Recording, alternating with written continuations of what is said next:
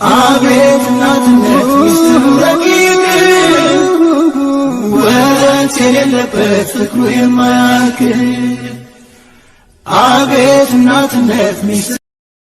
አሰላሙ አለይኩም ወራህመቱላሂ ወበረካቱ። ውድና የተከበራችሁ ውድ ቤተሰቦች እንዴት ናችሁ? ደህና ናችሁ? ከኔ ጋር አልሐምዱሊላህ።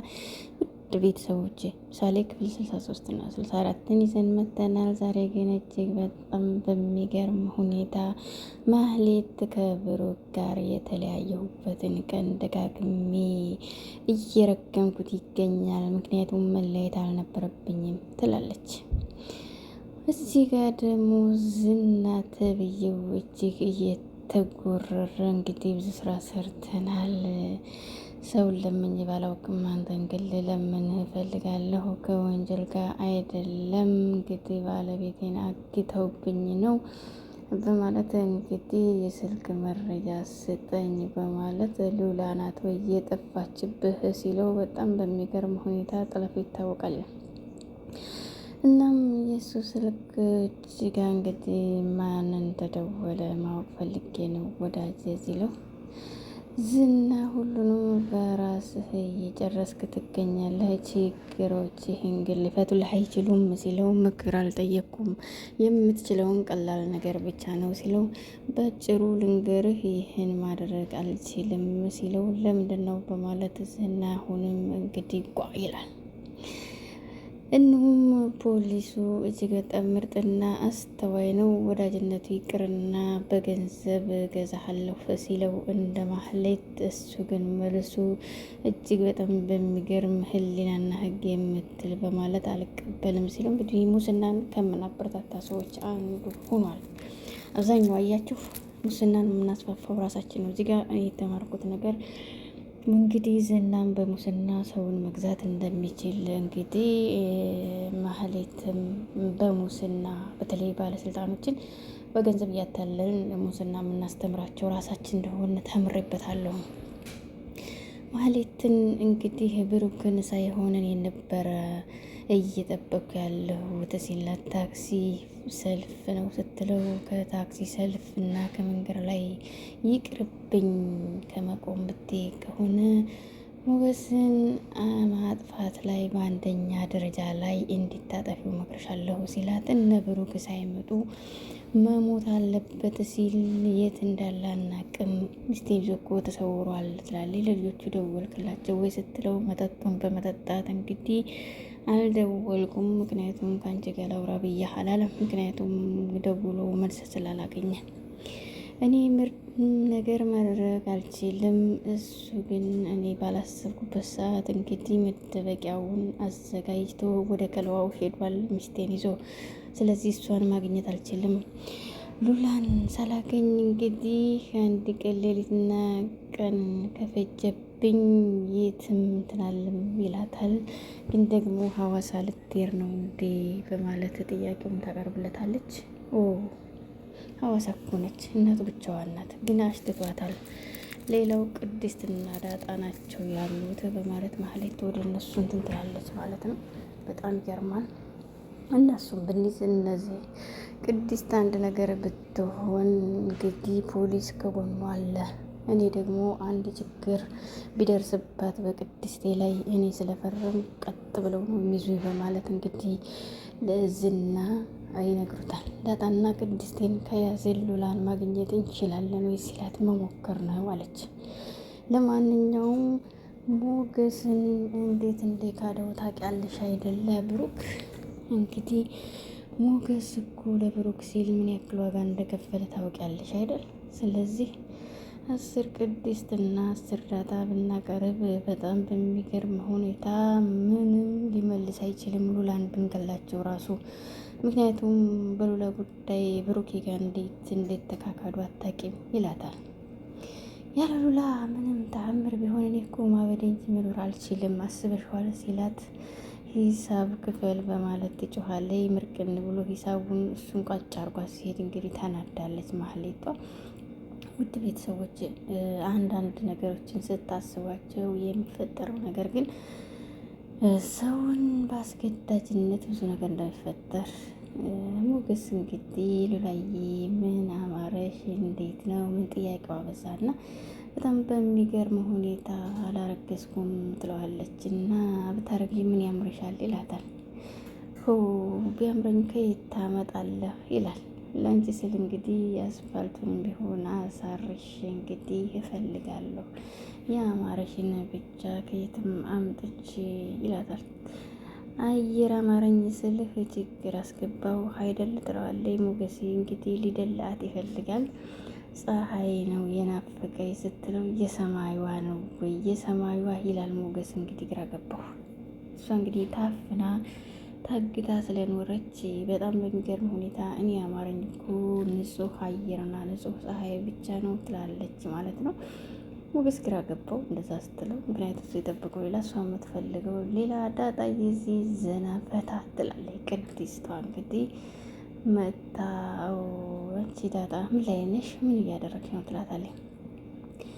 እኔ እጅግ በጣም እልፋለሁኝ አንቺ እስከ ጨማሽ ጭራሽ ወጣሽልኝ፣ እረቴ ግድልሽም ስትላት፣ እባክሽ አትናቂኝ፣ እኔ እባክሽ የሌለሁ ነኝ ታውቂያለሽ።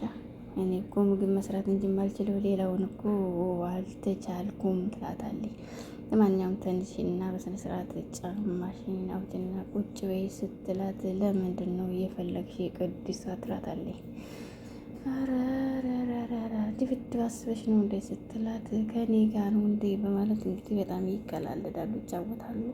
እዚህ ቤት ግን ማንም አልመጣብሽም ስትላት፣ አዎ ማንም አልመጣም ስትላት፣ እኔ ዝና የሚባለውን ሰውዬ ፈርቼው ልሞት ነው ስትላት፣ ትፍሪው ለፖሊስ ተናግሬያለሁ እነጋሽም ይመጣሉ እያለ እንግዲህ ቅድስት ትሽኮረመማለች።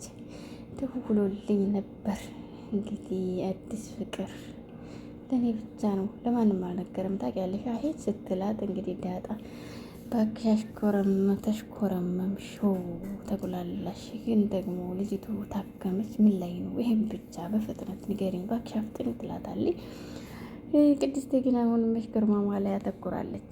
በመኪና ውስጥ አንድ የሆነ ሰው አስገብቶ ተንቀህና ሚስትህን ተቀምጠህ ታውቃለህ ወይ ሲለው፣ ኧረ እኔ ሚስትም የለኝ ይለዋል። ከዛም በኋላ ለምን እንደምጠይቀህ ታውቃለህ ወይ ሲለው፣ እሱን አውቃለሁ ይለዋል። እንግዲህ ባክህ ተባባሪዋንም እንግዲህ ሴት ልጅ በፍቅር እንጂ በጉልበት ሴት ልጅ በጉልበት ሳይሆን በፍቅር ልትገዛት ትችላለህ።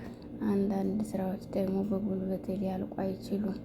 ካልወደደችህ ራቃት፣ ተዋት ይለዋል። ስለማታቀኝ ሊሆን ይችላል ስትለምደኝ አትድገመው በማለት ይለዋል።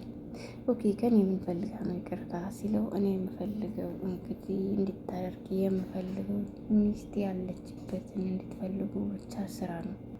ዝና ገና ታብዳለህ። ማበድ ብቻ ሳይሆን ጭርጭር ብለህ፣ ምክንያቱም ሉላን አቃጥለህ ልትደፋት፣ እሷ ደግሞ ደፍታ ሂዳለች። አልሞትክም እንጂ ማለት ነው።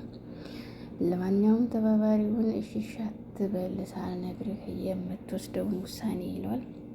አንድና አንድ ነገር ነው እኔ የምፈልገው ሉላን በእጅ እንድታስገቡልኝ።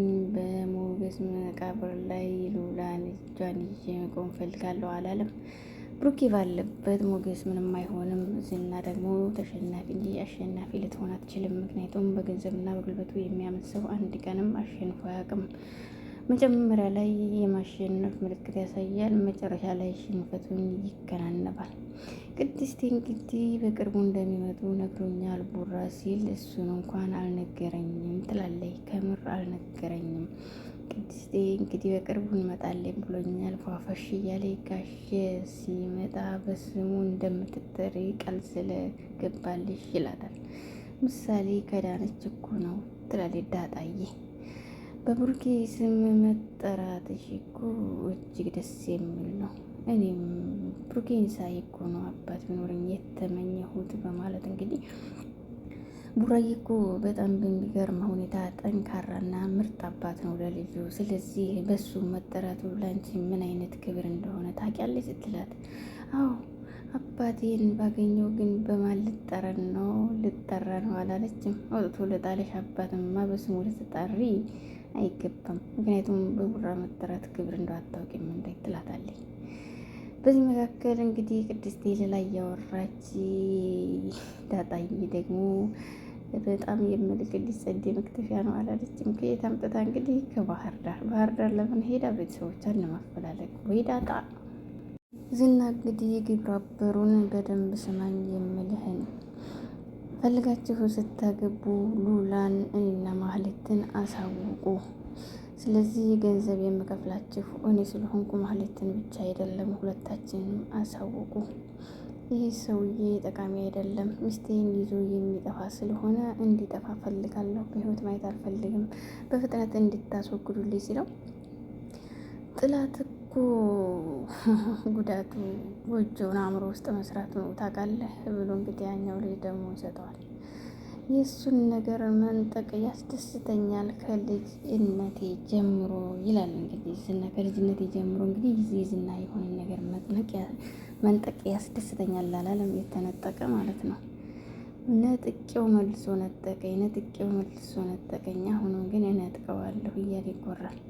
መጀመሪያ ይሱ ነበረች እንዴ ይቅርታና ሲለው አዎ እንግዲህ የኔ ነበረች አላለም። ከዛ ውስጥ ዳጣላለም የውሸት ምልክት ማለት ነው።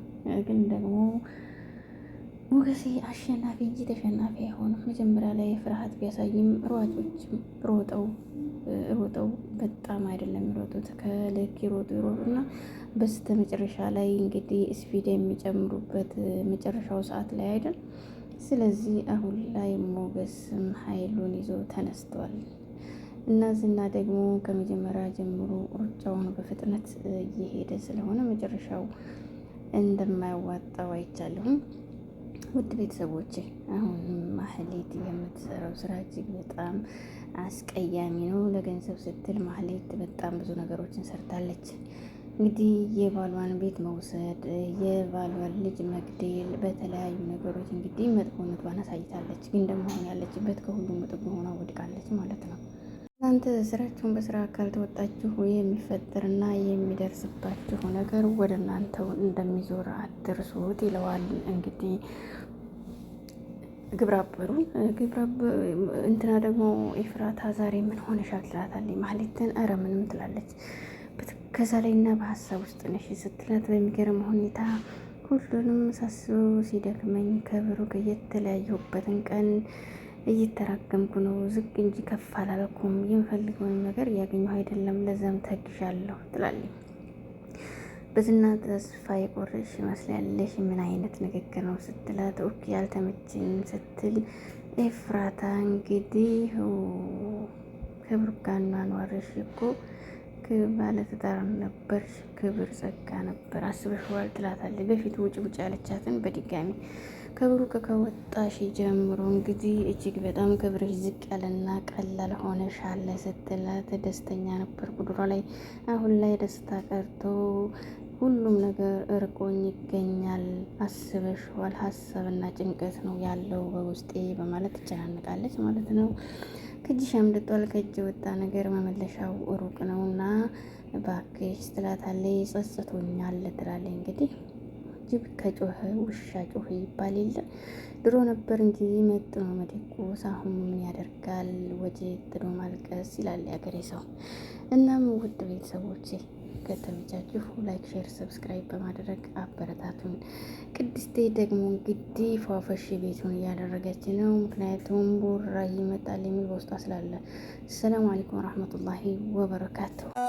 አቤት እናትነት ሚስጥሩ ረቂቅ ወረት የሌለበት ፍቅሩ የማያልቅ አቤት እናትነት ሚስጥሩ